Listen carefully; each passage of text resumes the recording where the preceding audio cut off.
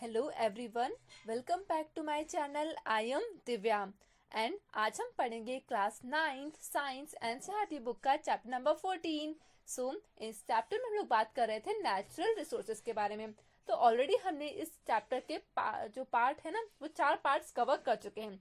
तो पार्ट 1 में हमने बात की थी कि ये रिसोर्सेज बेसिकली होते क्या है ना। हमने बात की एयर की, किस तरीके से क्लाइमेट कंट्रोल करता है, जो एटमॉस्फेयर है ना, वो किस तरीके से क्लाइमेट को कंट्रोल करके रखता है। हमने विंड के बारे में देखा है ना, और हमने देखा कि जो रेन है ना, क्लाउड्स का कैसे फॉर्मेशन होता है। फिर हमने एयर पोल्यूशन देखा, वाटर पोल्यूशन देखा। वहीं पे हमने अभी हम पढ़ रहे थे बायोजियो केमिकल साइकिल्स के बारे में। तो हमने कवर कर लिया था water cycle and nitrogen cycle.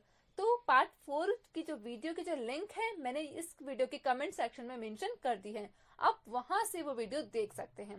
अब हम इस वीडियो में बात करेंगे कार्बन साइकिल की, कि बेसिकली जैसे हमने पढ़ा था वाटर साइकिल है ना, नाइट्रोजन साइकिल, उसी तरीके से अब हम पढ़ेंगे कार्बन साइकिल के बारे में। एक्चुअली हमारा जो अर्थ है उस पर बहुत सारे जो एलिमेंट्स हैं, जो सब्सटेंस है, वो किससे मिलकर बने हैं? कार्बन से मिलकर बने हैं।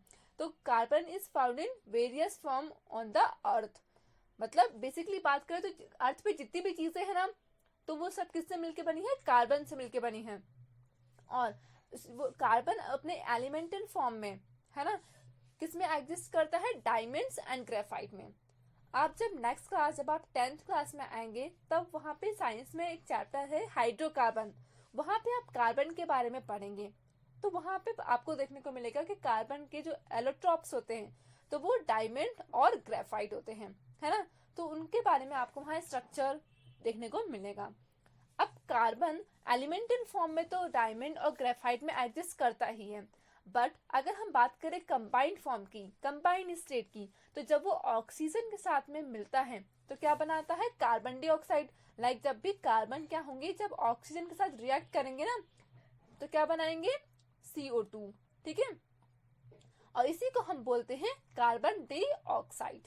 Carbon dioxide, okay. तो देखो, और बहुत सारे कार्बोनेट और हाइड्रोजन कार्बोनेट भी होते हैं, कि सॉल्ट्स होते हैं जो किस में पाए जाते हैं? मिनरल्स में। तो देख रहे हो ना कि कार्बन की हर जगह जितने भी सब्सटेंस है ना कहीं तो आपको कार्बन देखने को मिलेगा। इवन हमारी जो पूरी बॉडी है वो किससे मिलकर बनी है? हाइड्रोकार्बन से मिलकर बनी है, कार्बन एंड हाइड्रोजन से मिलकर बनी है।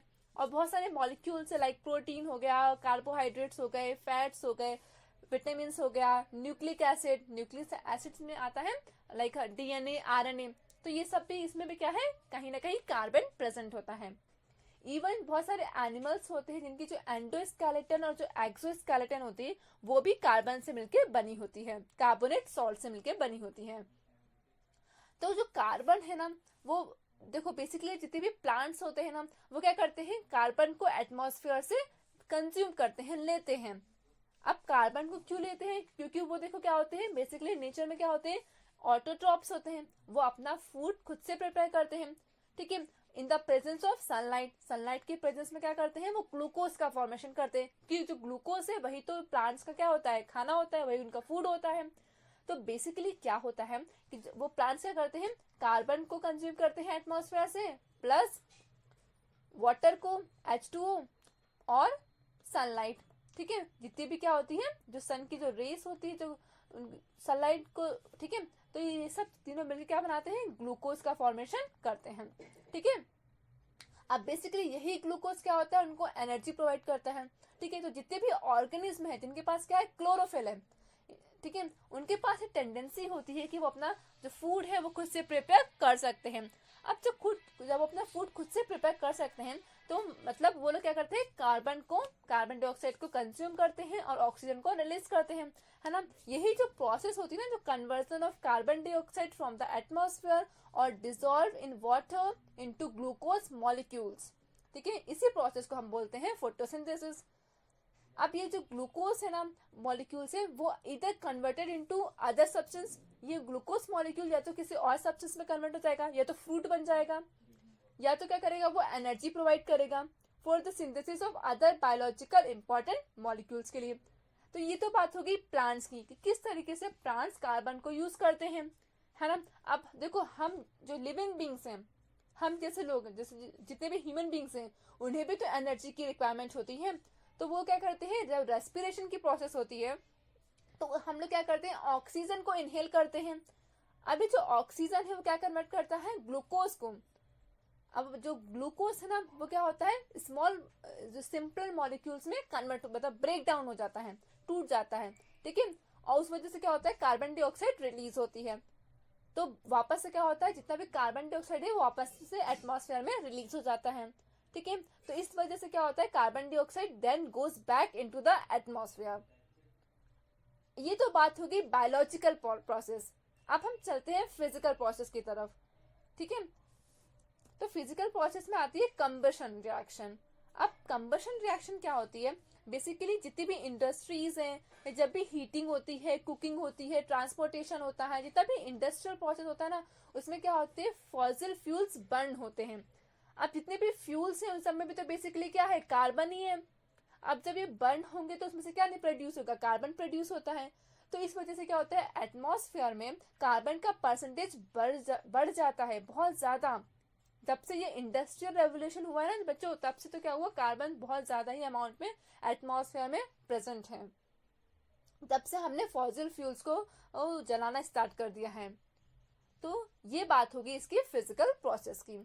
तो जिस तरीके से हमने देखा था वाटर साइकिल में कि किस तरीके से इवापोरेशन होता है, कंडेंसेशन होता है, क्लाउड्स का फॉर्मेशन होता है ना, जिस तरीके से वाटर का रिसाइकिल होता है, रिपीट होती रहती है ना वो साइकिल।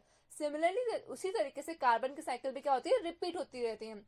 पहले वो एटमॉस्फेयर में रहता है एलिमेंट्री फॉर्म में, उसके बाद क्या बायोलॉजिकल प्रोसेस होती है, फिजिकल प्रोसेस होती है, फिर वो कार्बन डाइऑक्साइड बनता है, वापस से एटमॉस्फेयर में कार्बन के फॉर्म में चला जाता है। तो ये तो उसकी बात हो गई कार्बन साइकिल की। अब हम बात करते हैं ग्रीन हाउस इफेक्ट कि ये ग्रीन हाउस इफेक्ट क्या होते हैं बच्चों। तो देखो क्या होता है, सपोज करो ये ग्लास है ना। बेसिकली क्या होता है, बहुत सारे जो प्लांट्स होते हैं ना, वो सब एक जगह पे ऐसे ग्रो किए जाते हैं और उनको एक ग्लास से कवर कर दिया जाता है। अब देखो क्या होता है, जितनी भी रेस होती है ना, सनलाइट जब भी फॉल होगी तो वो जो ग्लास होती है वो ग्लास में पूरी एब्जॉर्ब हो जाएगी। तो ऐसे में क्या होता है, जब भी विंटर के टाइम पे इनका जो टेम्परेचर है वो बढ़ जाता है इनसाइड अ ग्लास, ठीक है। उसके आसपास की कंपैरिजन में बात करें तो यहाँ पे टेम्परेचर क्या होगा, ज्यादा होगा, ठीक है। अब यही फिनोमिना हम यूज करते हैं to create an enclosure where tropical plants could be kept warm during the winters in colder climates। क्योंकि देखो जब भी विंटर होती है ना, जहाँ भी कोल्ड क्लाइमेट होता है वहाँ का जो टेम्परेचर है वो बेसिकली बहुत कम होता है। तो वहाँ पे टेम्परेचर इंक्रीज करने के लिए ये टेक्निक यूज की जाती है। लेकिन इसे हम बोलते हैं ग्रीन हाउसेस। क्या बोलते हैं इसे, ग्रीन हाउसेस। अब देखो ये क्या है, एक एटमॉस्फेरिक फिनोमेना है, लेकिन बहुत सारी गैसेस भी होती हैं, लाइक कार्बन डाइऑक्साइड हो गई, ठीक है। ये क्या करती है, प्रिवेंट करती है स्केप ऑफ हीट। मतलब जितना भी हीट है वो जो स्केप होती है अर्थ से बहुत सारी हीट क्या होती है, एटमॉस्फेयर में रिलीज होती है, तो उसको प्रिवेंट करती है, उसको मतलब रोकती है ये गैसेस। इस वजह से क्या होता है कि जो परसेंटेज है ना गैस का, सॉरी जो परसेंटेज है टेम्परेचर का, वो इंक्रीज हो जाता है हमारे एटमॉस्फेयर में। तो इस वजह से क्या होता है, जो एवरेज टेम्परेचर होता है ना पूरे वर्ल्ड वाइड में, वो क्या हो जाता है, बढ़ जाता है। इसे हम बोलते हैं ग्रीन हाउस इफेक्ट। तो अगर ये गैसेस अगर ज्यादा से ज्यादा प्रोड्यूस होंगी तो ज्यादा से ज्यादा क्या होगी, ये प्रिवेंट करेंगी हीट को, और इस वजह से हमारा जो अर्थ का टेम्परेचर है वो दिन ब दिन क्या हो जाएगा, बढ़ते जाएगा। अगर अर्थ का टेम्परेचर बढ़ेगा तो जो ग्लेशियर्स है वो क्या होंगी, सब मेल्ट होने लगेंगी। जैसे ही इंक्रीज होगा कार्बन डाइऑक्साइड का कंटेंट में, देखो बेसिकली देखो जितनी भी प्रोसेस हो रही है ना, हीटिंग हो रहा है, कुकिंग हो रहा है, इंडस्ट्री से इतना सारा फॉसिल फ्यूल बर्न हो रहा है, ट्रांसपोर्टेशन में, व्हीकल्स में, है ना।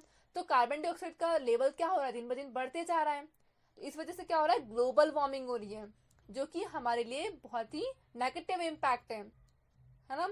तो ये तो बात हो गई ग्रीन हाउस इफेक्ट की। अब हम नेक्स्ट वीडियो में बात करेंगे ऑक्सीजन साइकिल के बारे में।